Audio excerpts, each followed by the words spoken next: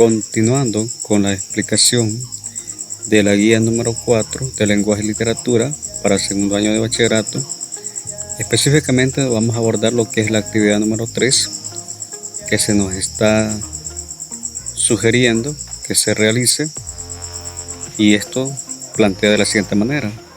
La actividad número 3, en tu cuaderno de apuntes resuelve lo siguiente.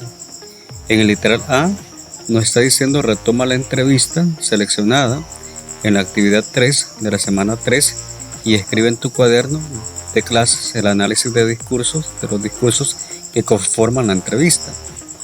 Para esta actividad identifica en la entrevista las categorías y los recursos lingüísticos y gramaticales, tales como los modos verbales, el indicativo, imperativo, el subjuntivo, el uso de formas impersonales del verbo, el uso de signos de interrogación y admiración. Literal B, posteriormente escribe en tu cuaderno 2 párrafos en los que describas las categorías y recursos que identificaste en los discursos de la entrevista. Para conocer más sobre las categorías y recursos lingüísticos, vamos a acceder a este enlace. En este enlace nos direcciona a los recursos lingüísticos, los tipos y características y ejemplos. Podemos analizar lo siguiente, nos dice ahí recursos lingüísticos típicos, características y ejemplos.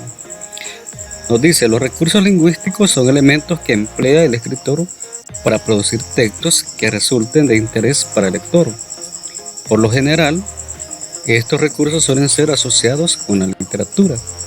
Bien, nos plantea lo siguiente, los buenos textos no dependen solo de la presencia de enunciados fidedignos, sino que también requieren del uso de transiciones, la organización de la información, la existencia de sucesiones entre las ideas y el empleo de figuras que den paridad al texto. Los recursos lingüísticos se pueden clasificar en 3 categorías. En primer lugar se encuentran los que se emplean para dar organización al texto. A esta categoría pertenecen elementos que crean transiciones como los conectores. También están los que se utilizan para dar énfasis al texto, tales como la reiteración y lo que es el acídento. Por último, se encuentran los que tienen como propósito dar variedad al lenguaje de modo que el texto resulte atractivo para el lector. En este último grupo se encuentran las figuras retóricas como la metáfora, la metonimia, la literación, el hipérbato, la hipérbole, entre otras. Los 3 tipos principales de recursos lingüísticos. Los recursos lingüísticos pueden clasificarse entre grandes grupos: elementos cohesivos, elementos enfáticos y elementos retóricos. Vamos a hablar primeramente de los elementos cohesivos. Los elementos cohesivos se caracterizan porque aportan organización al texto, establecen relaciones entre las ideas, de modo que el texto se perciba como una unidad y no como un conjunto de estructuras aisladas. Eso es el primer elemento cohesivo. Dentro de ello vamos a ver lo que son los conectores. Tenemos entre los elementos cohesivos se encuentran los conectores, los cuales son palabras que establecen puente entre las oraciones y los párrafos que forman un texto. Los conectores pueden indicar jerarquía, oposición, relaciones temporales, entre otros.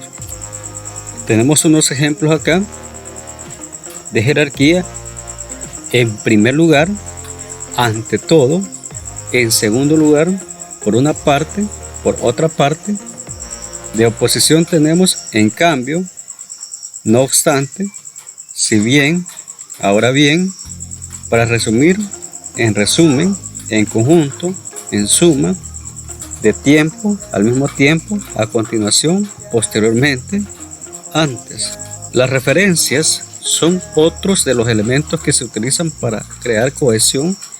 Estas pueden ser de 2 tipos, anafóricas y catafóricas. La referencia anafórica se da cuando se emplean pronombres u otros sustantivos que hacen alusión a un elemento que se ha mencionado anteriormente. Ejemplo de referencia anafórica tenemos lo siguiente. El canto de las sirenas lo traspasaba todo. La pasión de los seducidos habría hecho saltar prisiones más fuertes que mástiles y cadenas. Ulises no pensó en eso. El silencio de las sirenas de Frank Kafka. En el ejemplo mostrado, la palabra eso hace referencia al canto de la sirena del que se hablaba anteriormente. Por su parte, la referencia catafórica se da cuando la referencia precede al elemento al que se hace alusión. Ejemplo de referencia catafórica. Allí estaban todos reunidos, mis hermanos, mis padres y mis tíos. En el ejemplo, la palabra todos hace referencia a mis hermanos, mis padres y mis tíos, los cuales se nombran después. Al número 2, elementos enfáticos. Los elementos enfáticos son aquellos que se emplean para resaltar una parte del discurso. Existen diversos recursos que permiten crear énfasis, entre los que se destacan los adverbios, el asíndeto y el polisíndeto. Adverbios y sintagmas adverbiales. Por sí solos, los adverbios no crean énfasis. Es la posición de estos lo que da al discurso un significado especial. Generalmente es necesario interrumpir el orden natural de la oración para poder crear este efecto. Ejemplo, probablemente la niña no llegó sino hasta las 3 de la tarde. La niña probablemente no llegó sino hasta las 3 de la tarde. En la primera oración no existe énfasis de ningún tipo, mientras que en la segunda se busca resaltar el sentido de incertidumbre de la oración. Yo no sabía nada de esto. Yo, claro está, no sabía nada de esto. En la segunda oración se enfatiza el hecho de que la persona desconocía la situación. El asíndeto consiste en la supresión de la conjunción copulativa y, en algunos casos, la ausencia de este elemento genera un sentido de sinonimia que resalta el valor de la frase. Veamos unos ejemplos. Era un ganador y un héroe. Era un ganador, un héroe. En la segunda frase, la elisión de la I da énfasis a la condición de héroe. El polisíndeto es el fenómeno opuesto al asíndeto. Consiste en la repetición de una conjunción coordinante. El polisíndeto tiene como efecto llamar la atención del lector, además de dar un sentido de persistencia en el texto. Tenemos el ejemplo. Klaus empezó a sollozar, no tanto de dolor como de rabia, por la terrible situación en que se encontraba. Violet y Sunny lloraron con él y siguieron llorando mientras lavaba los platos y cuando apagaron las velas del comedor y cuando se cambiaron de ropa y se pusieron a dormir. Un mal principio de Lemony Snicket. Los elementos retóricos. Existen diversas figuras retóricas que se emplean para dar variedad al texto. Entre estas destacan la metáfora, el símil y la antítesis. La metáfora es el elemento retórico más común. Compara dos elementos diferentes entre las cuales existe una relación de semejanza que puede ser subjetiva, depende del punto de vista del que anuncia el discurso. Este no solo se encuentra en textos literarios, sino que se puede apreciar en cualquier nivel del discurso. De hecho, a diario se emplean metáforas sin notarlo. Por ejemplo, llamar patas a las estructuras inferiores de una silla es una metáfora que se establece por relación con las patas de los animales. La metonimia consiste en asignar a un elemento el nombre de otro. Entre estos dos elementos existe una relación de contigüidad.